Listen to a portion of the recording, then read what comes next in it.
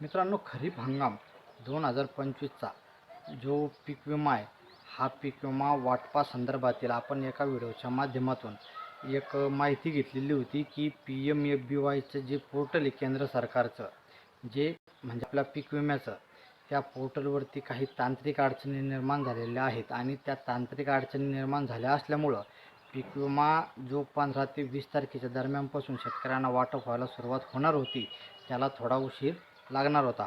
मित्रांनो, आता असं समजते की त्या पोर्टलवरती जी अडचण होती ती आता दूर झालेली आहे आणि कोणत्याही क्षणी शेतकऱ्यांना पीक विम्याचं वाटप हे होऊ शकतं. मित्रांनो, याबद्दल सविस्तर माहिती आजच्या या व्हिडिओच्या माध्यमातून जाणून घेण्याचा प्रयत्न करू. मित्रांनो, चॅनलवर पहिल्यांदा आले असाल तर चॅनलला सबस्क्राईब करा, व्हिडिओला लाईक करा. मित्रांनो, पीक विमा खरीप हंगाम 2025 आणि खरीप हंगाम 2024 मित्रांनो बऱ्याचशा जिल्ह्यामध्ये बुलढाणा असेल, वाशिम असेल, जालना असेल, मी सर्व शेतकऱ्यांना राहिलेल्या सर्व शेतकऱ्यांना पीक विमा जमा झाला असं अपडेट आपण दिलेलं नव्हतं.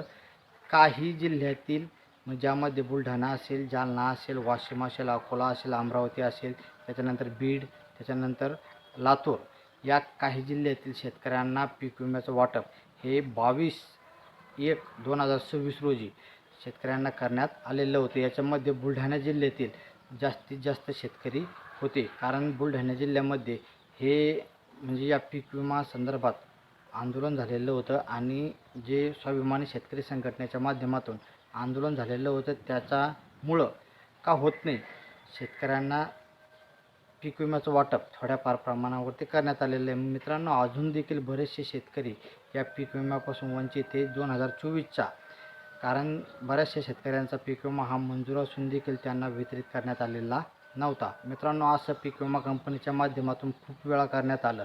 म्हणजे स्वाभिमानी शेतकरी संघटना असेल, कोणी जर का पीक विमा विरोधात आवाज उठवला तर पीक विमा कंपनी काही शेतकऱ्यांना पीक विमा वाटप करते आणि गप्प बसते. मित्रांनो, असं या खरीप हंगाम 2024च्या पीक विमा संदर्भातील अपडेट आपण घेतलेलं होतं. मित्रांनो, त्याच्यावरती बऱ्याचशा शेतकऱ्याच्या कमेंट आल्या की आमच्या जिल्ह्यामध्ये वाटप झालं नाही, तुम्ही खोटी माहिती देता वगैरे वगैरे. मित्रांनो, त्याच्यावरती आपण पुरावा देखील दिलेला आहे आणि बऱ्याचशे बुलढाणा जिल्ह्यातील शेतकऱ्यांना जर का तुम्ही चौकशी केली तर तुम्हाला त्याबद्दलचं सत्य नक्कीच कळून येईल. मित्रांनो, हा आता जो खरीप हंगाम 2025चा पीक विमा आहे, हा कुठल्याही क्षणी शेतकऱ्यांचे हे स्टेटस अपडेट होऊन त्याच्यामध्ये बदल होऊन तात्काळ हा पीक विमा तुमच्या खात्यामध्ये वितरित केला जाऊ शकतो, अशी माहिती आता कृषी विभागाच्या माध्यमातून समोर येताना दिसत आहे. मित्रांनो, मागची जी अपडेट घेतलेली होती ती देखील आपण कृषी विभागाच्या माध्यमातून सांगण्यात आलेलं होतं की त्या पोर्टलवरती म्हणजे तांत्रिक अडचणी निर्माण झालेल्या आहेत आणि त्या तांत्रिक अडचणी दूर जेव्हा होतील तेव्हा शेतकऱ्यांना तात्काळ हा पीक विमा वाटप करायला सुरुवात होईल. त्याबद्दलची मंजुरी देखील पीक विमा कंपनीच्या माध्यमातून ही देण्यात येईल. मित्रांनो, याच्यामध्ये आता ज्या ज्या ठिकाणी पीक विमा कंपनीच्या माध्यमातून आक्षेप नोंदवण्यात आलेले त्या ठिकाणी हा पीक विमा वाटप व्हायला उशीर होऊ शकतो, पण ज्या ठिकाणी पीक विमा कंपनीच्या माध्यमातून आक्षेप नोंदवला गेलेला नाही अशा ठिकाणी पीक विमा वाटप करायला कुठल्याही प्रकारची अडचण ही येणार नाही.